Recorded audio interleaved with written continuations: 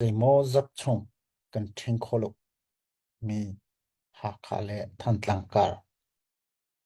I ra sang pol khap pol kha atua lak thandinga kanikim leu chusi nizan tini inkhan kan thok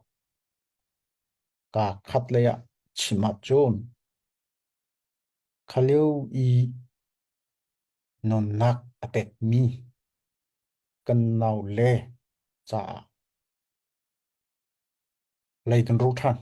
kan ti lai chu nizan tianga sakhan pathum ko chu kan kuda a le atu hi lakdeng cho omri chu chu tim to choma liu tu si hi kan zo tika a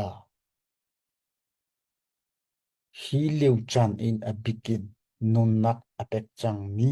le kutke tlam tling lo in a chang mi kan rakat na atharin kan mit thlama kan bon sui che usilo tua kan do nak hi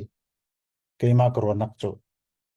van chungi an nak huni akan zo lai le zeidan lo nga tin khan non zon ni nom ngai lai tin kro ni zan zong kun ni vei naka minung ramlin puncha kan nau kan fale non nak zong aliam hoi zin ta kha a tha ten ro kha kan hon kho than chu chu tu long khar kha to cho nau to cho in to than in kan ni tin chu chu atu kan du cho ma mi si le CNF CNA CDF chinran chuzara kap kan iti zai tim hane kan du mi cho kan phan hlan tiang cho kan ngol lai lo ti mi pisina bia kan ikam mi chene sine flap tanga bia kan ikam mi atu wahin kan thok tha khaviel te no nak liam mi cha kan ni chu lei ba tam pi kan ngai ban tu khal lei ba ka rul dingin atua hilini ral do nak hi mun hi lak thang kan itim mi se kum thum hlei chong kan chenlen chong a ral do na